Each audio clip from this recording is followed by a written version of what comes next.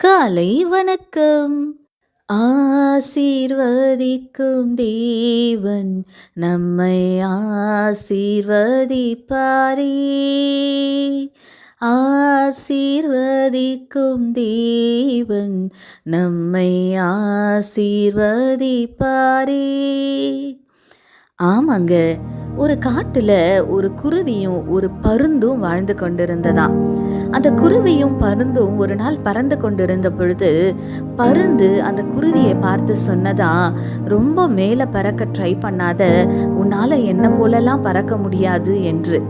குருவி சொன்னதா, உண்மைதான், உன்ன மாதிரி என்னால பறக்க முடியாததா, நான் ஒப்புக்கொள்றேன். உன்னால என்ன மாதிரி கீழாக பறக்க முடியுமான்னு கேட்டுதான். பருந்து அதுக்கு என்ன, நான் பறப்பேன்னு கீழாக பறக்க ஆரம்பித்ததாங்க. குருவி கம்ஃபர்டபுளா பறந்து கொண்டிருந்ததா. ஆனா அந்த பருந்தோட இறகு பெரிதா இருந்ததுனால அது தரையில அடிபட்டு அடிபட்டு காயங்கள் தான் ஏற்பட்டதாங்க. அப்பதான் அந்த பருந்து புரிந்து கொண்டதா, ஒருவர் போல ஒருவர் இருக்க முடியாது. ஆண்டவர் ஒவ்வொருவரையும் ஒவ்வொரு விதமாக படைத்திருக்கிறாரு, ஒவ்வொருத்தருக்குள்ளேயும் ஒவ்வொரு விதமான திறமையை வைத்திருக்கிறாரு என்று. ஆமாங்க, நம்முடைய வாழ்க்கையில கூட நாம் அநேக நேரங்கள்ல முன்னேறி செல்ல முடியாம சோர்ந்து போவதற்கு காரணம் நம்மையும் நம்முடைய வாழ்க்கையையும் மற்றவர்களோடு கம்பேர் பண்றதுனால தான். ஏசப்பா நம்ம ஒவ்வொருவரை குறித்தும் நம்ம ஒவ்வொருவருடைய வாழ்க்கையை குறித்தும் ஒரு திட்டத்தை வைத்திருக்கிறாரு.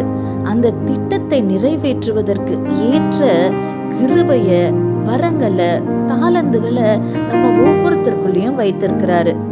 நம் அநேக நேரங்கள்ல அந்த திட்டங்களை குறித்து ஆண்டவர் இடத்துல விசாரிப்பதும் இல்லை, அதை பற்றி யோசிப்பதும் இல்லை. ஆண்டவர் நமக்குள்ள வைத்திருக்கிற கிருபைய, தாளந்துகளை, வரங்களை நம்ம ஐடென்டிஃபை பண்றதும் இல்லைங்க. ஆமாங்க, வேதம் நமக்கு தெளிவாய் போதிக்கிறது, அவரவருக்கு அருளப்பட்ட கிருபையின்படி, அவரவருக்கு அருளப்பட்ட வரங்களின்படி நாம் செயல்பட வேண்டும் என்று. அதை தாங்க ஆண்டவரும் விரும்புகிறாரு. ஆகையினால இந்த கால வேளையில நம்மையும் நம்முடைய வாழ்க்கையோ மற்றவர்களோட கம்பேர் பண்ணாம, அவங்கள போல இருக்கணும், இவங்கள போல இருக்கணும்னு நினைக்காம, ஏசப்பா கிட்ட, ஏசப்பா நான் எப்படி இருக்கணும்னு நீங்க விரும்புகிறீங்கன்னு கேட்போங்க. ஆண்டவரே, என்னை குறித்து நீங்க என்ன திட்டம் வைத்திருக்கிறீங்கன்னு விசாரிப்போங்க. கர்த்தர் நமக்குள்ள வைத்திருக்கிற அந்த தாளந்துகளை, கிருபைகளை, வரங்களை ஐடென்டிஃபை பண்ணுவோங்க.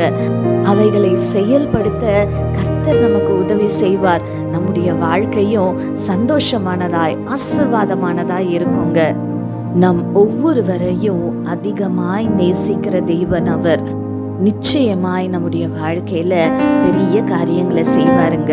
கண்களை மூடி ஆண்டவரை நோக்கி பார்க்கலாமா? எங்கள் பரிசுத்த பரலோக பிதாவே, உம்மை துதிக்கிறோம் அப்பா, உம்மை ஸ்தோத்தரிக்கிறோம். இதோ இந்த காலை வேலையிலுமாய் தகப்பனே, அவர்களையும் அவர்களுடைய வாழ்க்கையையும் மற்றவர்களோடு கம்பேர் பண்ணி சோர்ந்து போய் இருக்கிற உடைய பிள்ளைகளை கர்த்தர் நீர் கண்ணோக்கி பார்ப்பீராக அப்பா.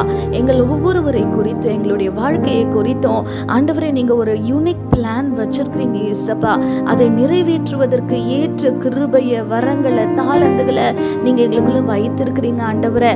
அப்பா, உடைய பிள்ளைகள் அதை ஐடென்டிஃபை பண்ண ஆண்டவரே, உடைய பிள்ளைகளுக்கு நீங்க உதவி செய்யும்படியாய் ஜெபிக்கிறேன். அதை செயல்படுத்த கர்த்தர் நீர் உதவி செய்யும்படியாய் ஜெபிக்கிறேன் அப்பா. ஒவ்வொருவருடைய வாழ்க்கையும் ஆண்டவரே கர்த்தர் சந்தோஷமானதாய் ஆசீர்வாதமானதாய் மாற்றும்படியாய் ஜெபிக்கிறேன் ஆண்டவரே. மற்றவர்களோடு கம்பேர் பண்ணி சோர்ந்து போகாம அப்பா, கர்த்தர் எங்களுக்கென்று என்னென்ன காரியங்களை நியமித்திருக்கிறீரோ ஆண்டவரை, அதை நாங்கள் திட்டவும் தெளிவுமாய் செய்ய கர்த்தர் நீர் எங்களுக்கு கிருபை செய்யும்படியாய், உதவி செய்யும்படியாய் ஜெபிக்கிறோம். கர்த்தரினுடைய பிள்ளைகளுடைய வாழ்க்கையில செய்ய போகிற பெரிய காரியங்களுக்காகவே நன்றியோடு கூட துதிக்கிறோம். துதி, கன, மகிமை யாவும் நமக்கு செலுத்துகிறோம். இயேசு கிறிஸ்துவின் வல்லமையுள்ள நாமத்தினாலே கெஞ்சி மன்றாடுகிறோம் பிதாவே, ஆமீன். இந்த நாள் உங்களுக்கு ஒரு ஆசீர்வாதமான நாளாய் இருப்பதாக. ஆமீன்.